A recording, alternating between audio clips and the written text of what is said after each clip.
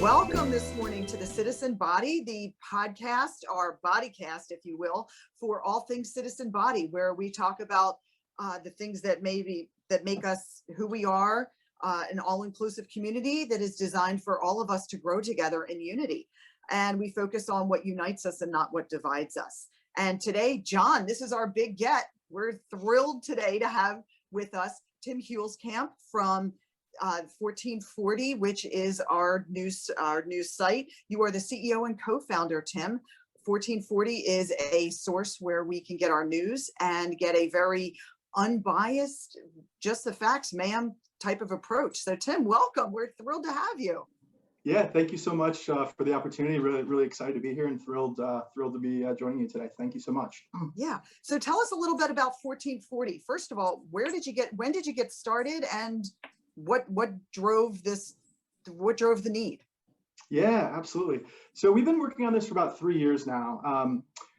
I actually come from like the venture capital private equity background. So I come from the, investing in companies and helping them scale. One of my co-founders, Andrew, is a PhD scientist that used to work on Capitol Hill.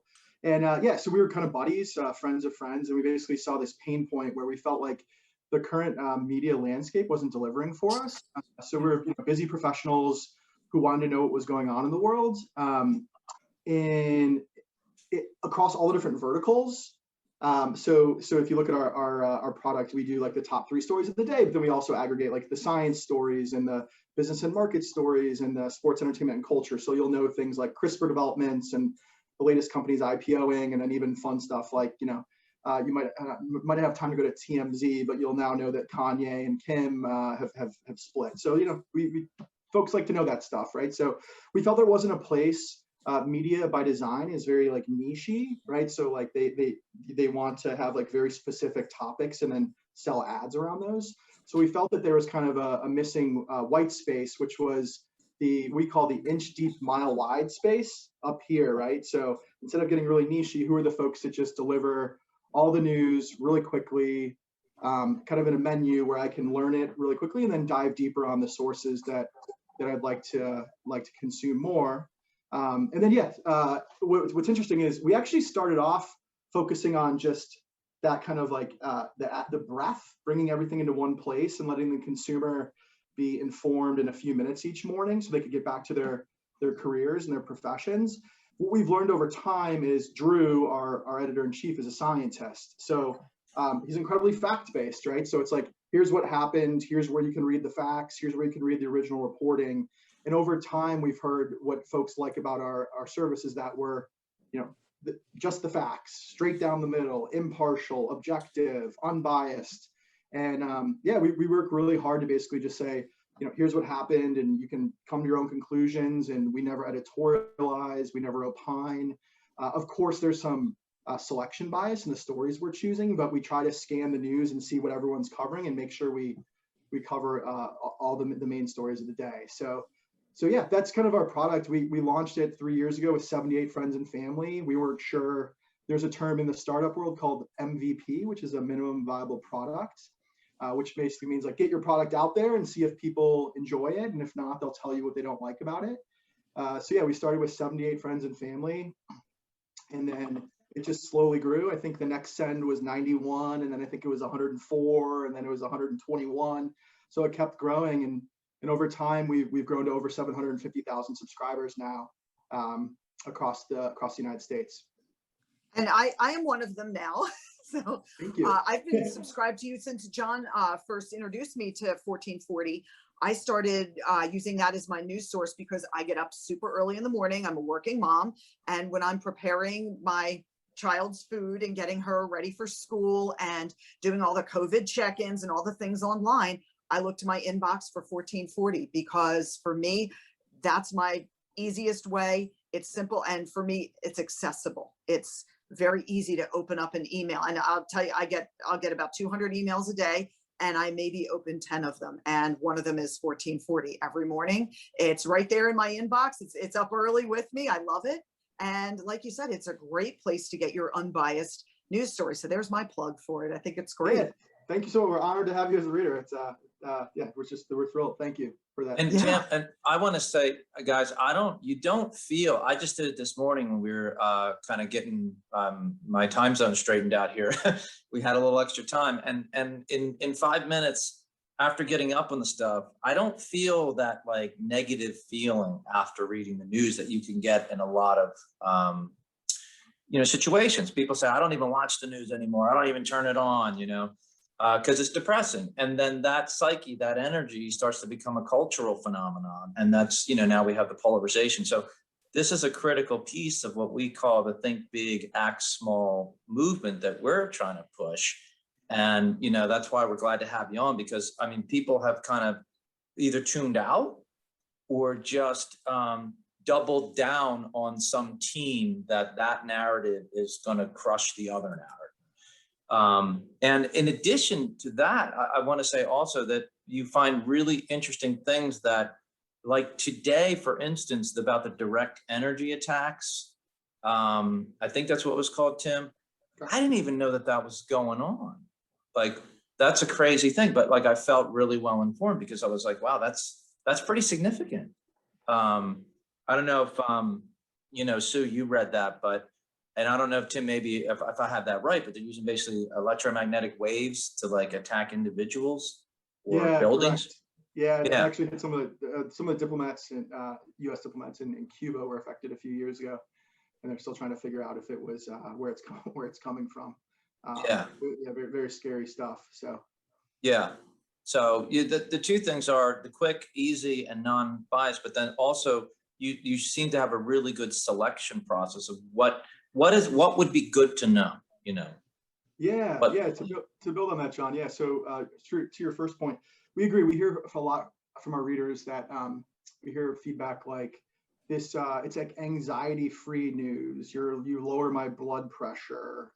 It's stress-free, right? And that's what we're trying to do. Is just present the facts and not. You turn on some of these news stations at night and there's 4 people up there screaming at each other, and it's very, and then Drew, our editor-in-chief, always says, you watch that for an hour, then you go to bed, like, oh, it's not good for your mental health. So yeah, we just try to, again, facts, data, reports, go read it yourself. Here's a summary of it that doesn't have a specific point of view on it. And then, yeah, to your question on making sure that it's relevant information. So we have different experts source the news by every section. So as an example, to pick on me here, the business and market section, I actually write that. So I was in the private equity venture capital world for about a decade before this, where I helped scale, billion-dollar companies and sat on a bunch of boards. And I love businesses and business models and, the next new thing and cryptocurrency and everything. So learning about that. So yeah, we know that our reader is not coming to 1440 to dive deep on business and markets. They can go to like Axios Pro Rata or Fortune Term Sheet or The Hustle or Morning. There's plenty of finance newsletters that go very deep. Back to my original thing on kind of like the inch deep, mile wide. They can go very deep on finance, and I read 5 or 6 of those a day anyway. Our job is we're serving like a lawyer or Susanne, who's a busy parent that doesn't have time to read all those sources, and like what are the big themes coming out of the business world that Susanne needs to be aware of. So, right, Amazon is up 44% and just continues to mow down mom and pop stores, right? Like that's a main theme we want to cover. What happened to the stock market yesterday? Did the Fed raise rates? So who's the next company? Coinbase did their IPO. What's Coinbase? What's cryptocurrency, right? So we try to help the reader understand at a certain level, if you like, so they can be, intelligent in conversations, whether that's in the boardroom, whether it's with clients, whether it's with their friends, they can say, yeah, Coinbase did their IPO and I know what Coinbase is. And if I don't know what Coinbase is, here's the best 101 piece of information we found that's impartial that allows them to dive deeper. So yeah, like at the end of the day, we're just infinitely curious people. We try to be, and like we want to learn, and we feel like there's a lot of other people out in the world that want that same thing, and we're just trying to help them. We're trying to be servant leaders who are just, hey, we're not trying to push an opinion down your throat. We know everyone else does that. It's amazing when people first sign up, they expect us to, and we try to get across to them like, that's not what we're trying to do here, and if that's not for you, that's fine. There's an unsubscribe button at the bottom of every email. But once they understand that we're just trying to help them learn and understand the world around them, I think they really appreciate it. And I think that's why, folks open us. We have the highest open rate, which is kind of the quality metric in the space. It's in the mid 50s. Is it really? You can tell if we've opened your email. Not at the individual level, but you can see the total. You can see what percentage of people open it. Yeah, that's a very standard thing that everyone uses in the space. And yeah, you can. So the quality metric is the open rate on a daily basis. And ours is in the mid 50s. So wow, it's incredibly high. And I think that's because of our value prop again, which is like bringing all the information together and then not telling you how to think, right? Just the facts. We respect our readers. Come to your own conclusions. You're smart. We trust your judgment. Me and you, John and I might not have the same point of view on it, something, but that's beautiful. And we should celebrate that. And we should discuss it and have data and facts to talk about those conversations and why they're different. And that's what we try to do. Yeah. The nice thing too about your site is that I can open it up and I can get my news. I could spend 2 to 3 minutes. If I'm a fast reader that day, I could spend 2 to 3 minutes on the site. I could also spend 20 minutes because if there's something that I want to learn more about, you have the links and you can click in and I can see some of your sources, or I can just get more information on that aspect of a story. There, like you said, there's some things where you might just want, just a quick overview of what's going on. There's some things that pique your interest a little more and say, hey, I do want to dive more into that. And I do have the extra time. And that's what I want to spend my time on. So I might not read, I might not know that Kim and Kanye got divorced, which by the way, I was news to me. Thank you. But I can also dive in deeper and learn more about something and at least feel like I've filled my, quest for the news for the day, even though it's not, maybe I'm not very well informed on the markets and the other things that I will confess to having minimal understanding of. But, if I need to learn a little bit more, I can go into it. And then if I say, all right, I don't understand it, I need to move on, I can do that very easily. Yep, agreed. I appreciate that. Yeah, that's what we work really hard to deliver. To build on that too, I'd say we also have this section at the bottom that we call etc., which is basically a lot of the fun stuff, fun and informative stuff you'd see flying around the internet. When you see someone who kind of always has something interesting to say and or to share, you might get like a text message from your friend. We try to curate all that information as well. So like as an example, this morning we had 3 simple questions to become more likable. Americans rank U.S. states from best to worst. Visualizing the depths of the Great Lakes, the 100 best companies to work for. Meet the Americans. This was fascinating. Meet the 5% of Americans, the Pew study, who don't use the internet. Like what do they look like demographically, and why don't they use the internet, right? So that's not necessarily news, right? Or I guess it could be news, but we try to also deliver like information and knowledge and tidbits to again arm our reader to be smart and informative and somewhat interesting, basically. So and all those things that you mentioned are interesting because now I want to go and find out and who are the 5% of the people. I might find myself on there some days, but. But there's something even important happening here, Tim, and it's funny, I don't even know if you're aware of it, but from our perspective is, I came from the consulting world of leadership development, and that really came out of going into an organization of say 100 people or 150 people and into a toxic environment of what I call human energy. So-and-so stabbing so-and-so in the back, this person hates that person. Everybody's just focused on all the negative things that are going on. What we realized was when we get people focused on constructive information and improving processes, and just their focus alone shifts. If you took a snapshot from when we walked into this corporation of the toxicity, and you could look at what each individual was focused on in that moment in the snapshot. And then we went in and did our work for 6 to 12 months. And then you took another snapshot. You would see the first snapshot, people focused on how much they hate this person, how much they hate that person, how much this place never changes, this place stinks, nothing ever changes around here. But then the next snapshot, you'd see they're focused on, oh, this is pretty cool, I'm learning about this. Oh, we can improve that process because I learned about that. And it's almost like more of a education or a school type of environment. So I think that what you're doing is actually providing information in a way that moves the human energy dynamic in that direction. And so I don't know if you masterminded this, but from we see from what we call philosophic technology standpoint, which is applying philosophy to actually produce a result in the world, company A that was toxic to company B that was constructive, we're trying to grow the business through the growth of the individuals. I think when they're getting good information to begin with, then their thinking is clearer and they're more cooperative. And when they have that broad context, it's more unifying because now people know enough about the broad stuff. So they're going to be a better voter. They're going to be a better conversationalist. They're going to understand other people better, because I think our culture was suffering from over specialization. When I was in college in the early 90s, it was really all you cared about was what degree can I make money? I'm just going to focus on that. And all this philosophy stuff is nice and everything, but man, what's the beginning salary? You know, and I think it's hurt us. Money is obviously hugely important, but it can become overemphasized. So I don't know if you've thought that deeply about what you guys are doing, but we searched for about 2 years for, you know, this type of news. And, you know, you guys bubbled up kind of to the top. So I don't know. I mean, did you ever think past, you know, what I'm talking about here? Yeah, we appreciate that. John, I wish I had the foresight to have nailed that 3 years ago. I think we just got a little lucky there, frankly. Okay.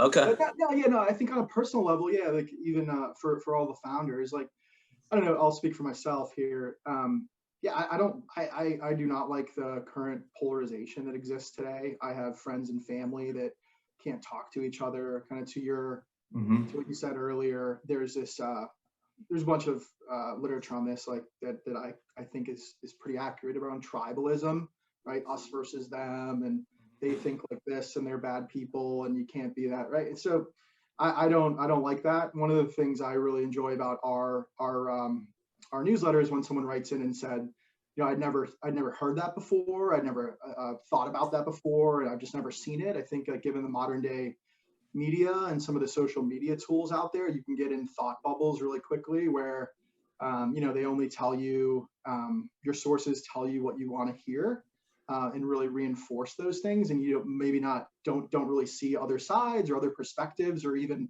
take the time to understand why someone else might have a certain point of view. So yeah, that bothers, as an American, as a citizen of the world, that really bothers me personally. And yeah, like one of the reasons we're doing this is to kind of fight against that. It's just help people see all sides of the story, not even all sides of the story, see the real story, see the data, so that they can maybe, this is why this person who I hate on the other side might have that point of view. I'd never thought about that before.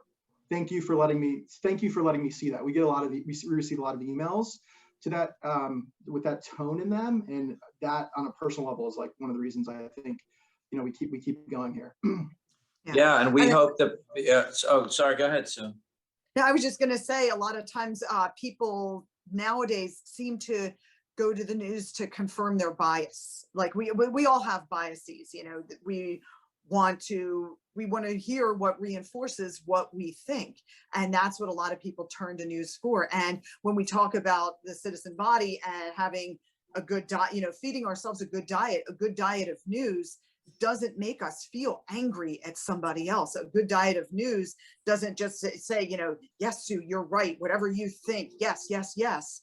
It really lets us say, okay, here's the facts.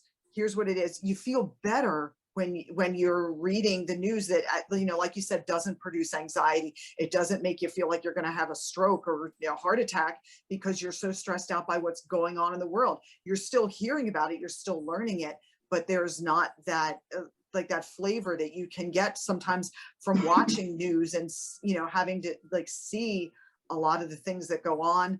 I know a lot of times if I'm watching the news, I'll find somebody, they'll have a person on and they're talking, and that person is putting a bias in my head, whether I agree or I disagree. I'm not getting my facts.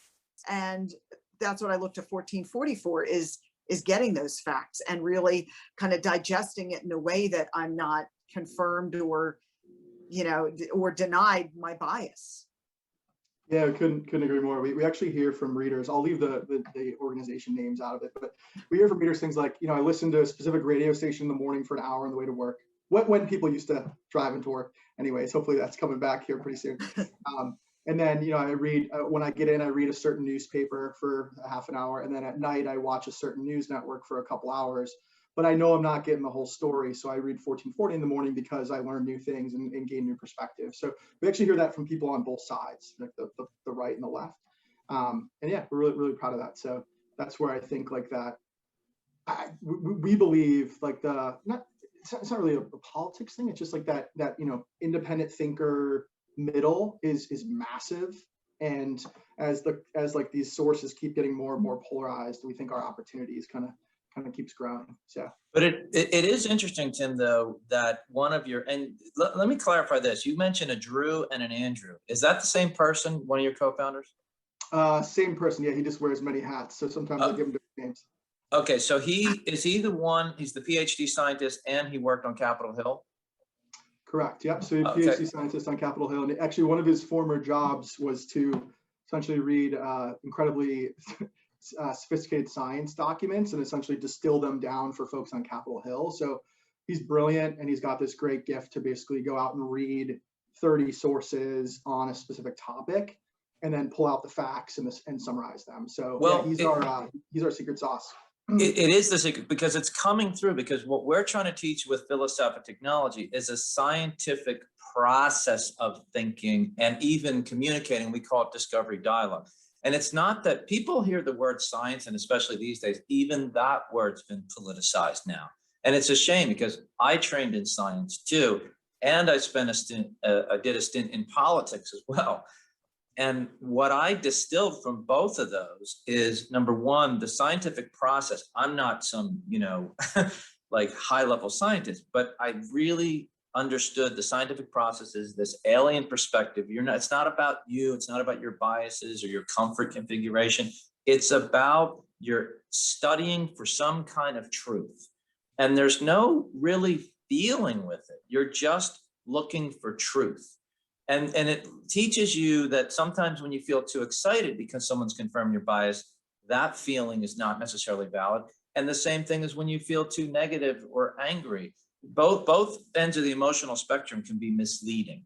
But when it comes to our information and our culture, we feel like the first good line of mental health is a good, grounded philosophic system where you don't feel overly emotional on a daily basis. When we talk about tribalism, talk about polarization, that's emotion based. I mean, yes, there's cognition intertwined, but the scientist isn't responding to the emotions of it. The scientist is just responding to the data. I think the problem is people hear the word science and they think it's esoteric and you have to be super smart and you have to do this and that. I'm so dumb, I messed up the time zone, right?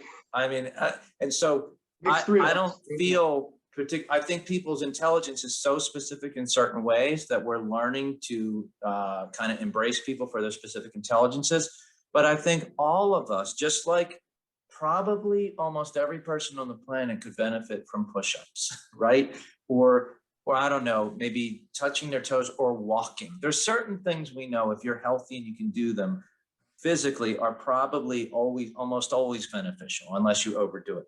Well, the scientific way of processing and looking at information, I think, is something we need to do en masse. So that's why we wanted to talk to you today, is because we think you guys, of all the news sources we tested, it's coming through. It's coming through that somebody's looking at the news and saying, here's what happened, here's what so-and-so said, have a nice day. The rest is up to you. So I think that, and then the fact that this guy was involved in politics, he probably saw some of the problems in the system of our political system, and might see how valuable it is to give people better information. Because the big news sources, we call it news small, not necessarily that it has to be a small entity, but that it's not beholden to or invested in the political system, the candidates, who wins, which party wins. as these corporate news conglomerates get bigger and bigger, they kind of get invested into that whole system of politics. And that's where I think the real problem. And also, just to remind everybody that you are listening to and or watching the Citizen Body Cast. And if you like what you see, definitely check us out on the internet, www.thecitizenbody.com. And there is also a donate button. So if there's any way that you can support us and help us to bring you the content that you are enjoying right now. And Tim, let me ask you a question. So you've got other folks working. How many people are at 1440? We're growing. There's about 8 of us at the moment. Are you guys all, and I know John and I are in the Philadelphia area and you're in Chicago. Is everybody in Chicago with you, or do people work remotely? Yeah, we're actually, we're distributed workforce. We always say we were remote before it was cool. So yeah, Drew's in DC. We have folks in Providence, folks in San Francisco, another member here in the Chicago suburbs. So yeah, we're all over the United States. Yeah. Do you bring folks in? So for your, like when you were dissecting the news, and I was reading in the article that was written about you guys in the Coolest, we were reading that I think a lot of you guys get together and you dissect the news. So somebody like your different biases kind of provide a check and balance so that you present just the facts. It's not that everybody there is from a neutral mentality. That's not really the truth, is it? It's more that you guys find a way to present the truth and put it, kind of put it in the middle. Yeah, I think that's right. Yeah, I think we work really hard just to, if there's any word, I mean, it's amazing. There was an example this morning, even like one word that you just kind of think it doesn't really mean anything, like how folks can interpret that into thinking it's biased. So yeah, we just work really hard, like in our editorial review process, to any adjectives or verbs that imply certain things, we just cut them out, right? So like when we're doing our nightly review process before it ships in the morning, we look for those, and because that's what our readers want, right? It's not we're trying to put a bias on them. They just want the facts. So let's just give them the facts. So we work really hard to remove all those words that can be misinterpreted too. Yeah. And since 1440 was actually, tell me about the name 1440, because I found it's interesting when we found out what it means. Tell us about that. Yeah. So 1440 was the year the printing press was invented, when knowledge was exploded to the masses.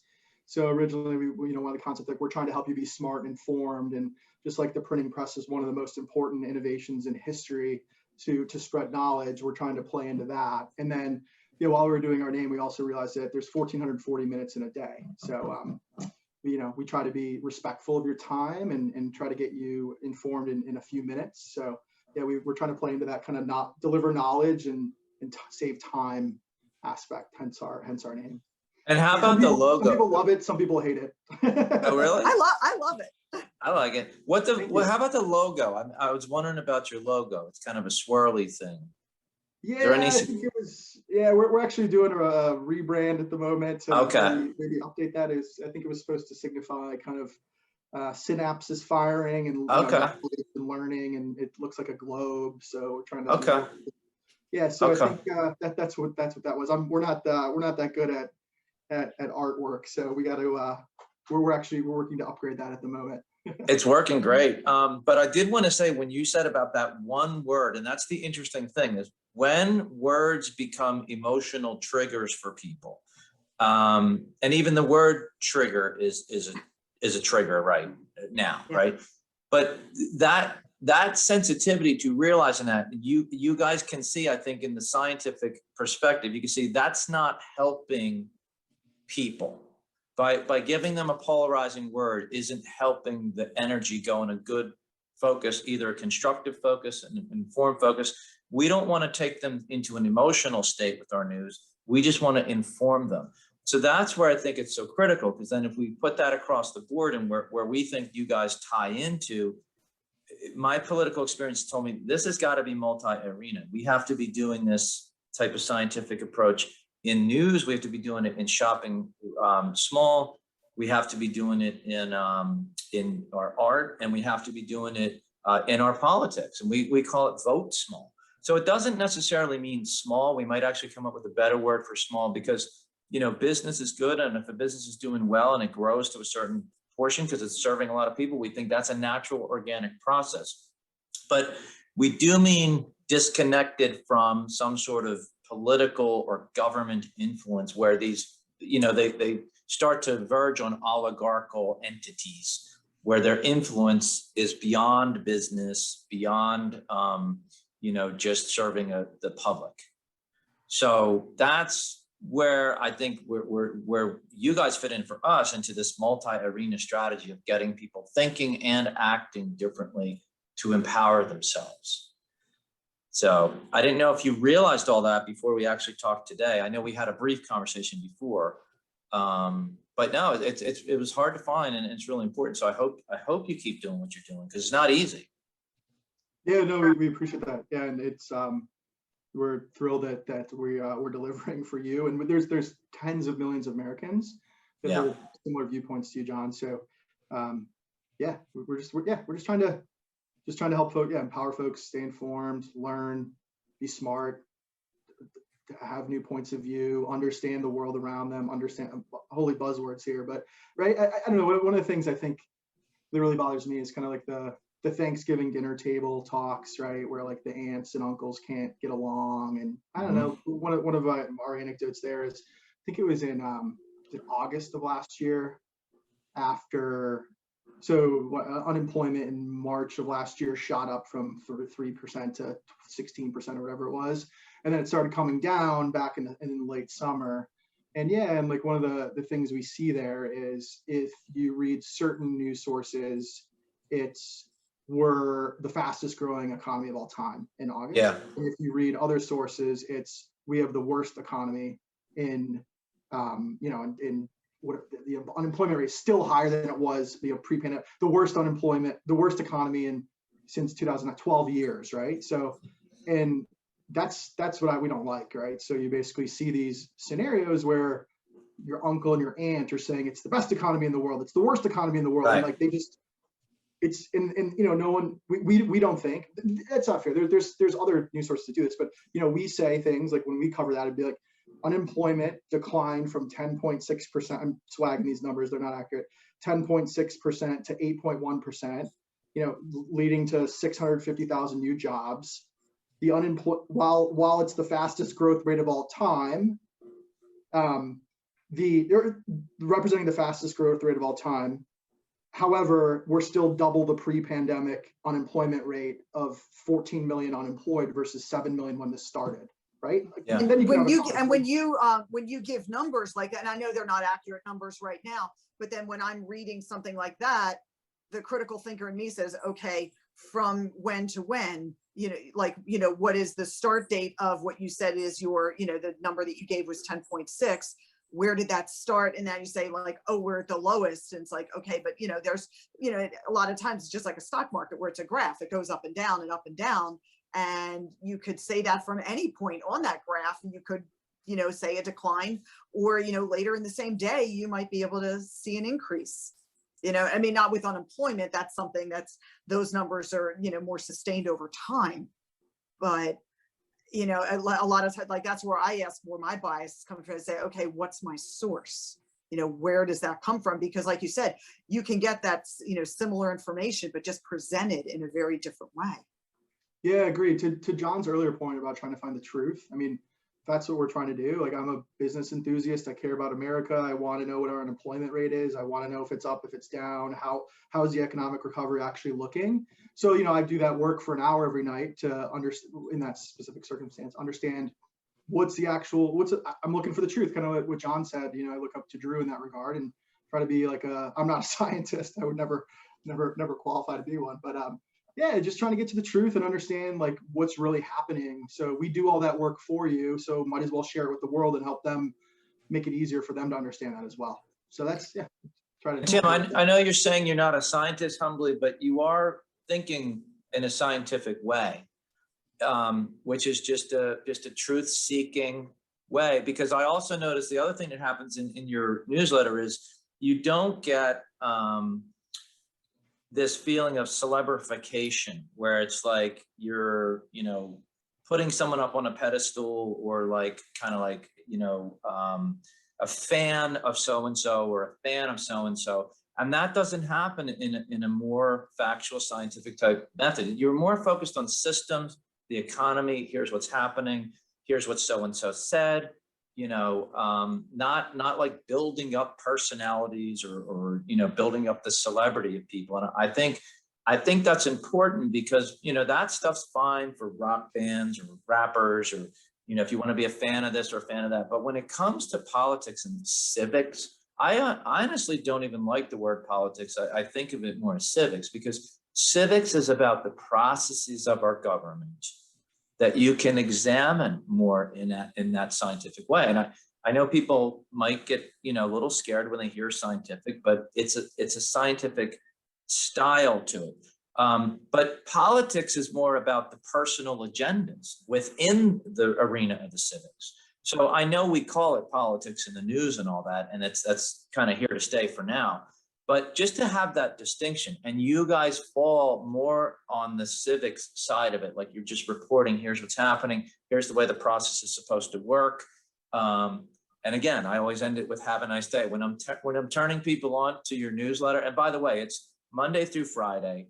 It's mine comes around 6:15 a.m. every day, and it's just one newsletter a day. Nothing else comes in my email. And I hope you guys start doing a weekend edition at some point because I miss it on the weekends. But, I think the bottom line is that, it puts people in a position to be more healthy, to process information. And just like a better diet maybe gets your body in a slightly healthier condition, a better information diet, we feel very strongly has the same effect. Yeah, no, thank you. Like we're thrilled to hear that. We work really hard and wake up really early. Not me, but certain people wake up very, very early to deliver the product. Yeah, that's our mission, is just report the facts, let readers come to their own conclusions, help them be smart. So that's why we get out of bed in the morning to help the reader. You mentioned like who we put on a pedestal. It's not celebrities, it's not politicians, it's the reader, it's the consumer. We're trying to help them, and that's who we're like. That's who we serve, right? Without the reader, nothing matters. You don't have customer revenue or growth or anything. It's all about the reader and delivering them the best product we can. So yeah, that's who our pedestal is. Who's on our pedestal? It's our readers, and the pedestal's getting a little bigger every day.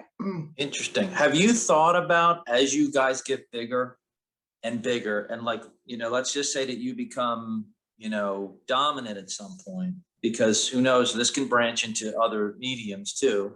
And I'm not trying to make plans for you, but I'm just saying what tendency we see is a lot of enterprises start out as a good and wholesome thing with a lot of value, and what we call a balanced value between your readers and other interests. But the economic realities of power in both political power and economic power sometimes cause people to now have biases. So have you guys thought about how you would strategize to not become, sort of what we see is almost inevitable as enterprises grow? Great question.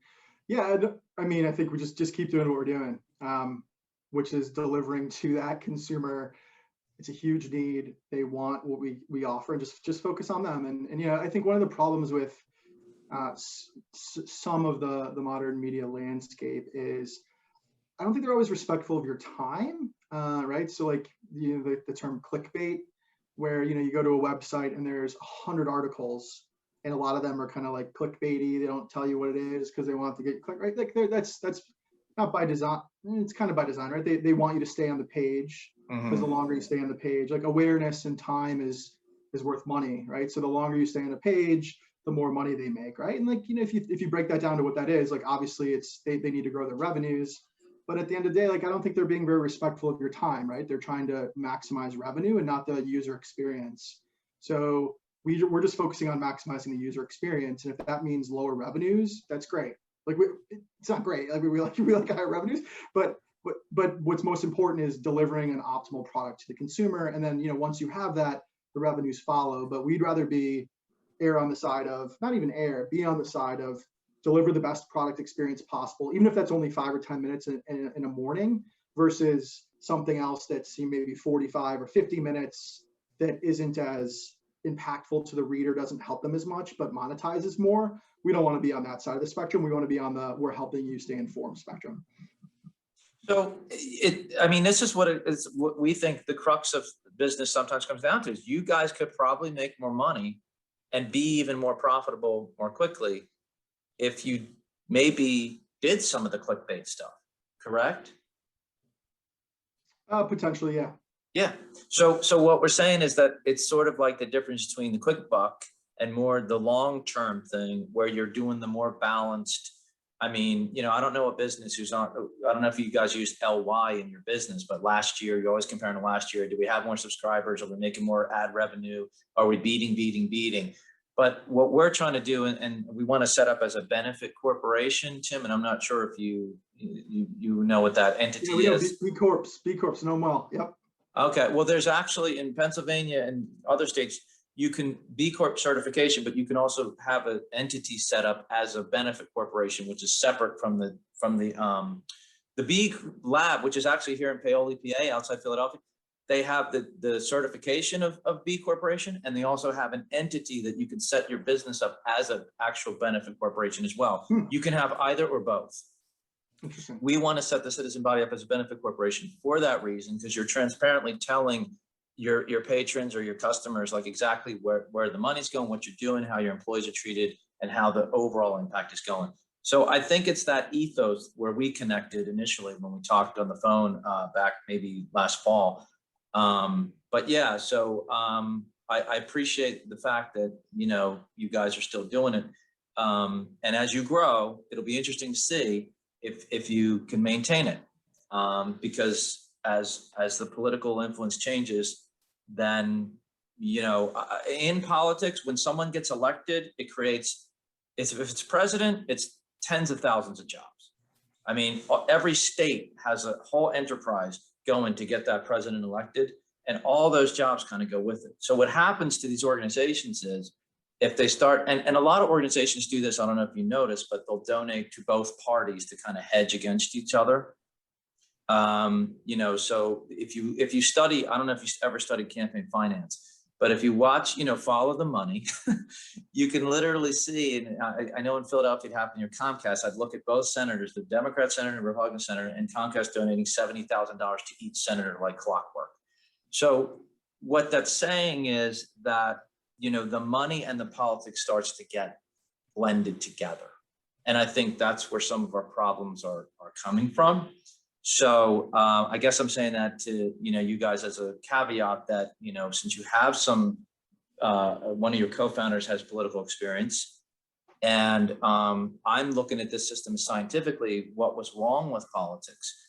Maybe that's something that you can keep in mind or maybe sensitive to, or maybe even strategize against. Yeah, no, fascinating. Yeah, appreciate that. We will, I'm not worried about it, but we will, of course, think about that as we get bigger. So yeah, we're just trying to help people stay informed and be smart and learn new cool things and what CRISPR is and why it's important. So that's all we're doing. That's all we're doing for now. But maybe we should ask Tim what CRISPR is, because he's brought it up a couple of times too. You know what CRISPR is? Well, this is where I have to tell you again. I'm not a scientist. Oh, okay. But no, but yeah, CRISPR, it's fascinating, right? It's basically gene editing. So a lot of diseases in the world are caused by genetic mutation. So there's some really smart folks in the States and China, all over the world, working on CRISPR, which is basically technology that goes in and literally edits your genes. So if you have like Alzheimer's, there's specific genes that deteriorate or mutate over time. And they're working on how do you think about like a light switch on and off. They're turning those on and off, right? It's off, and then the disease comes. How do you turn that back on? So it's fascinating stuff. Yeah. Andrew's gonna yell at me for what I just said there and how I described it. But that was the layman's description. But no, it was fine for me, and it's really important. And I think also the fact that you guys are curious. You seem to have this healthy curiosity that comes through, even when we're talking right now about the CRISPR thing. And I did study biology, and I'm not that up on CRISPR, but that sounded like a really fair description of what I understand it to be.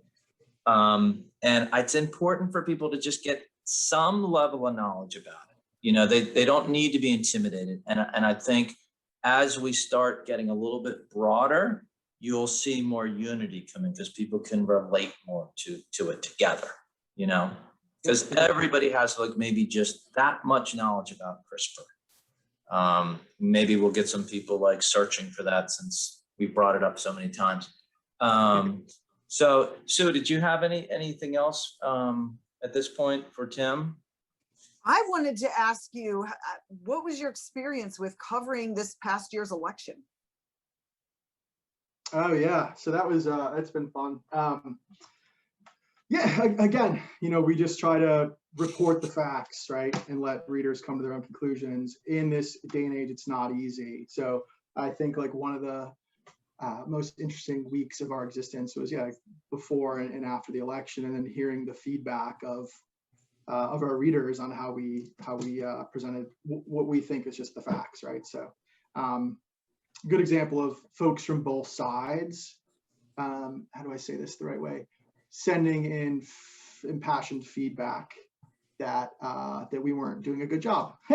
So not doing a good job. Just, you know, they disagreed with how we position certain things, and that happens, right? And I think, you know, when we talk about to our advisors and our about that, I think that means we're doing. If you're getting attacked from kind of both sides, I think that means you're doing a good job of presenting just the facts, because you're getting those folks who just see the world one way or want to see it one way, and when they hear things that don't mesh with their worldview, a lot of them, not all of them, but some people leash out at you. So yeah, there's definitely some interesting emails we've received over the years during those times. So would you say that would, I picked the election only because I was thinking of something that would be like really more kind of super polarizing, where people had either very strong views in one way or the other, and you know how difficult it must be to come to that. Can you think of any other in the last 3 years, anything that's been more challenging for you guys to present? Storming the Capitol, that was an interesting one. Okay. Right, because I think that's a great example of folks especially in the early days when all the information wasn't out, you know, what really happened and who was there and who was doing certain things, and that was interesting too. Yeah, and that even seems to be something that's been more difficult. You know, it seems like we still get more information now. You know, something else comes out and then something else comes out, and it's been tough. But and also I just think, you know, I have just an inner curiosity with you as a startup company, just that you've been able to get it going. Did it kind of snowball? Like, you know, did it kind of, I'm thinking avalanche along, like, was it a very slow, steady rise, or did it kind of like start off slow and then you kind of, next thing you knew, you were at 750,000 subscribers? Yeah, appreciate you asking that. I mean, it still feels like it's going too slow, but no, yeah, it's just, you know, I used to be an investor in early stage and, you know, growing companies, and saw kind of the folks that succeeded and the folks that failed and what they did, and I try to take those learnings into our organization. So yeah, it's you have to think really long game, right?